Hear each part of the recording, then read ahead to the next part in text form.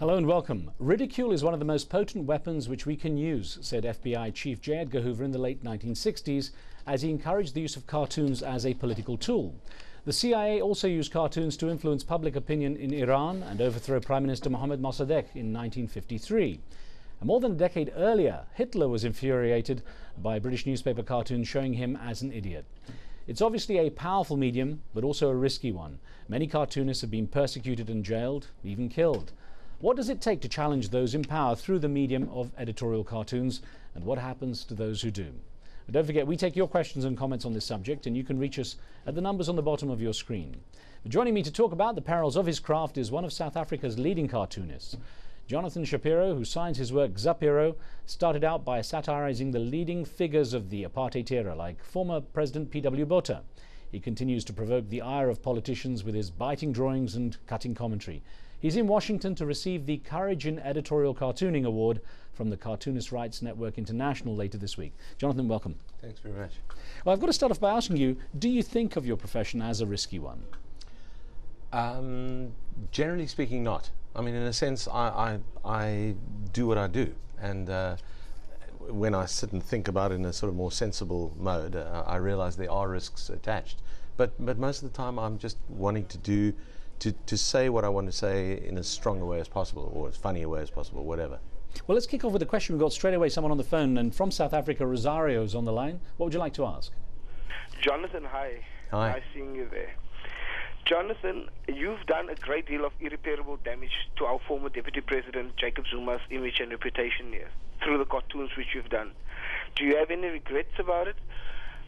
Because a competent court of law has found him not guilty, and you've portrayed this man as a rapist through your cartoons. Okay.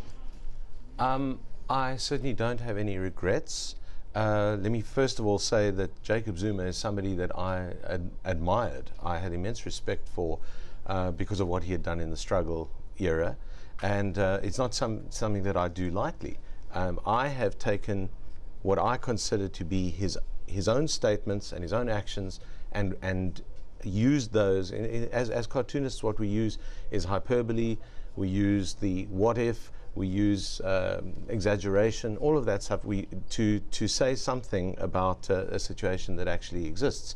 And he has been shown to be someone who is definitely connected with a corrupt person. His financial advisor was corrupt. The cartoons that you're talking about are not only cartoons about the rape case, they're also about the corruption case that he's involved in as well. He's being charged with corruption.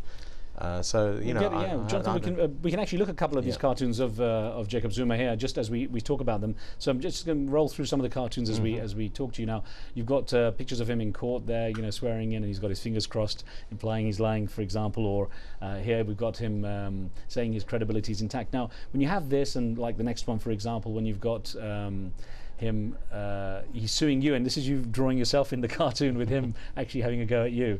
You know, how much of it, when it comes to it, you said you admire this man. When you have to come up with cartoons that are strong and make a strong editorial comment, what limits do you set yourself? Well, I suppose the limits for me are not about taste, because taste is in the eye of the beholder. And that is something I constantly argue with people about, including Jacob Zuma himself. I mean, he thinks the cartoons were in bad taste, and he thinks they impaired his dignity and all that. I say he did the reputation. He did his own reputation no good. In fact, he did the damage to his own reputation, and that was this cartoon that was shown on the screen a second ago. It says, "I'm suing for damage to my reputation," and it says, "Would that be your reputation as a disgraced, chauvinistic demagogue who can't control his sexual urges and who thinks a shower prevents AIDS?" Now, these are things that actually came out of that court case. I am not accusing. I'm not saying that he is guilty of rape. I am picking up on all the weird things that he said, which he should not have said if he didn't want to be pilloried and satirized. And that's what we do as cartoonists. Now, looking at that role of an editorial cartoonist, what does it take to be a good political cartoonist? Is it, I mean, obviously it's not just drawing skills. There's something about having to know what's going on in the world around you, isn't there? You have to be passionately interested in what's happening around you, as passionately interested as many other forms of journalism, because, I mean, in a way, I feel much more of a journalist than an artist. You also have to have an interest in in portraying things in an artistic way, in an interesting way. But the most important thing is the passion for the politics and for what's going on, and the ability to communicate. And then, of course, the drawing stuff, and then a whole lot of other things like metaphors that you use to portray things, parody and allegory, and all sorts of metaphors that you use. Those are the things that you need to be able to draw on. You, of course, being in a part of the world, fascinating part of the world, Cape Town, South Africa, you were there through the apartheid era, and I wanted to show the viewers a couple of the cartoons you did during the apartheid era. And again, you have people like P.W. Botha and Piet Botha, F.W. de Klerk sitting there at the table in this cartoon we're just about to bring up, serving up torture, state terrorism, and so on. Now, that was a time where people were very sensitive.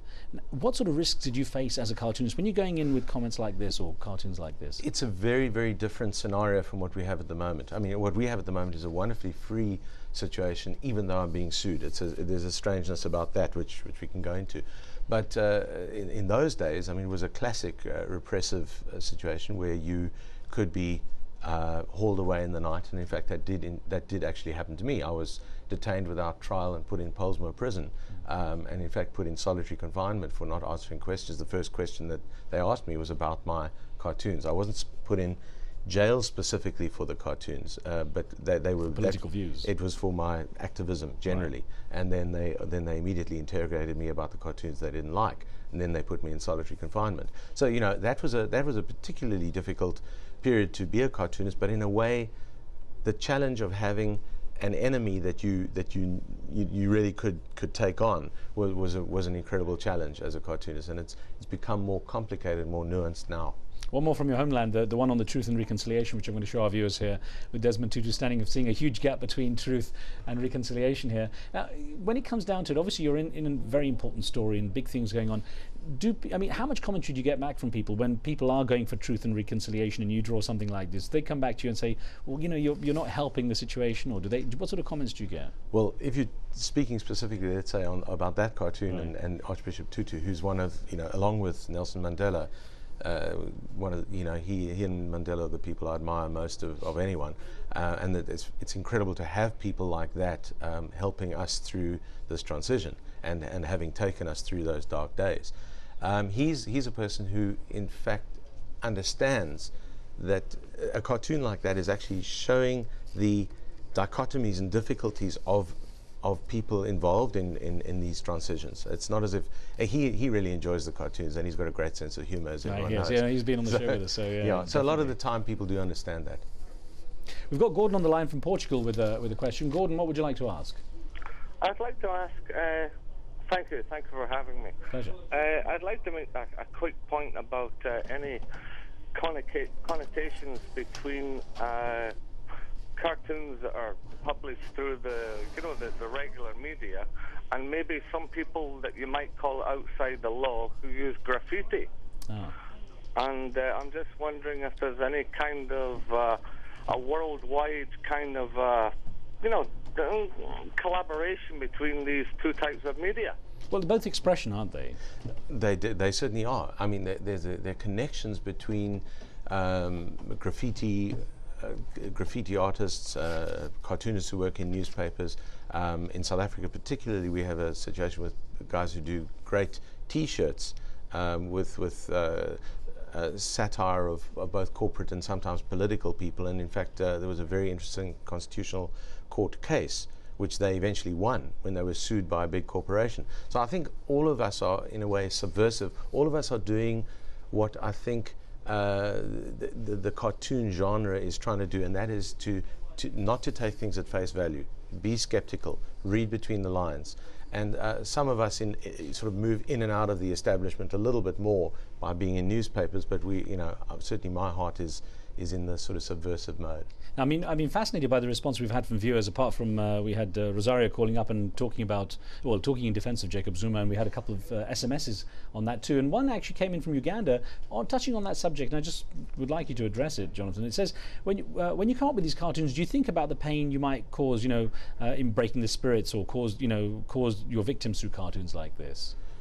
People are public figures. People, politicians are public figures, corporate heads are public figures, and corporations themselves are entities that have immense power. I feel very strongly that that the media, that what we do as media, as journalists, as cartoonists, cartoonists are not part of reporting. We are part of the comment, analysis, satire, all of that sort of part of journalism. And what we are there to do is we're part of, we have a function in society, and that is part court jester, which is to be able to say things about people in power that other people may not have the space to say, the license to say. And then also as a kind of a pressure valve for society. So if somebody deserves to be satirized to that extent, no, I don't feel any compunction in doing what I do. I certainly don't feel that in the case of Jacob Zuma. I really think he's brought it all upon himself. Now, interestingly enough, you talk about fair game, effectively. I wonder, when it comes to America and the American president, is the American president, he's parodied probably more than anyone else, is he fair game? Of course he's fair game.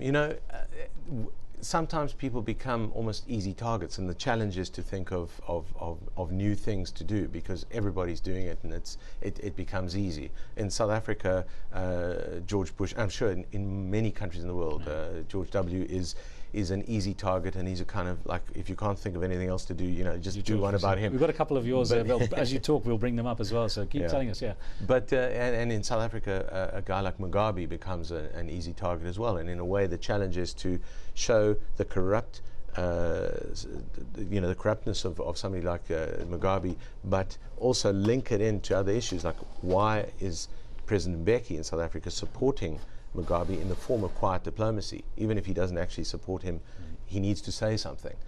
So those are the kinds of things that become challenges for us.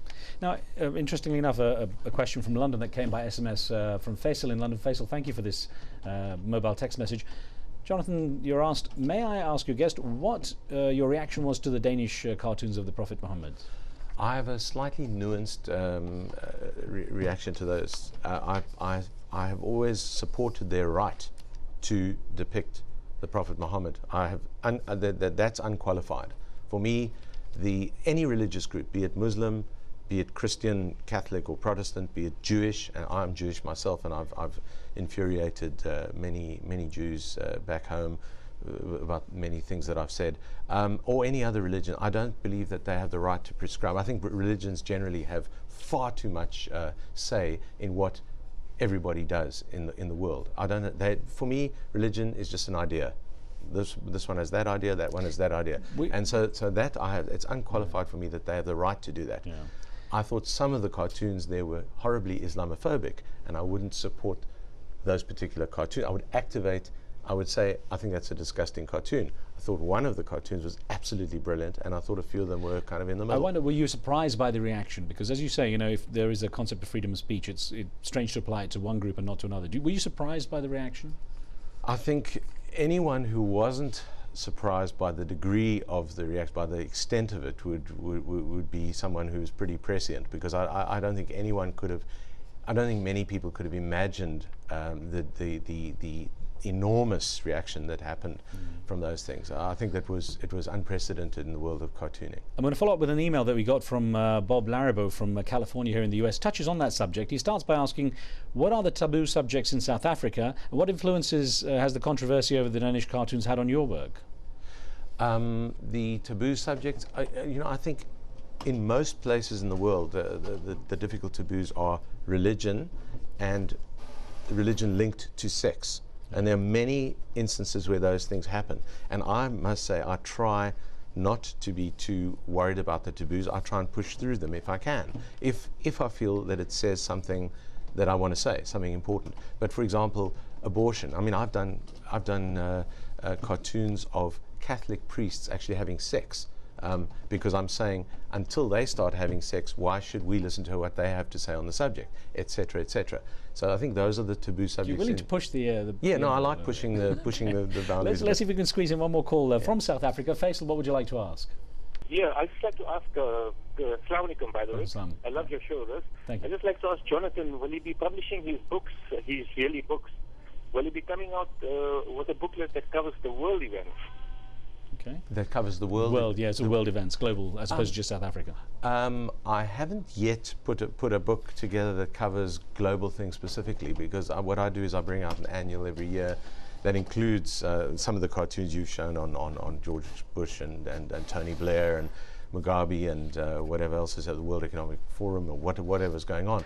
But yeah, at some stage I might do an international one. Well, a quick thought as we end with less than a minute to go. I mean, and we have had a lot of response from our viewers about this. But I want to ask you about, because you do social work as well. I know you've used cartoons to increase AIDS awareness and anti-child abuse. So there is a positive side you can use there. I mean, when I say positive, I mean beyond the sort of political commentary. Yes, I do separate that out from my editorial cartooning, though. There was a particular period when I was doing educational comics. Comics are an incredibly expressive and communicative genre, and you can do almost anything with them. Graphic novels, by Art Spiegelman's graphic novel about the Holocaust, Mouse, is one of the best examples of a piece of literature. But you can also do education, you can do many other things. Right. But editorial cartooning is a particular thing which I love doing. Well, Jonathan, it's a pleasure to have you here. Congratulations on your award. Thank you, and good luck with your work. Great. We hope to talk to you soon. Thank you. All right, take care. And thanks for being with us. You can see more of Jonathan Shapiro's work in the South African Mail and Guardian, Sunday Times and independent newspapers. On the next show, we discuss British security, including a look at the relationship with Britain's Muslim community 2 years since the July 7th or 7/7 public transportation bombings in London, echoes of which surfaced recently in Glasgow and London. Don't forget, if you have any thoughts about that or pressing issues around the world, send your emails to riz@aljazeera.net. We'll see you next time. Street Talk is coming up next.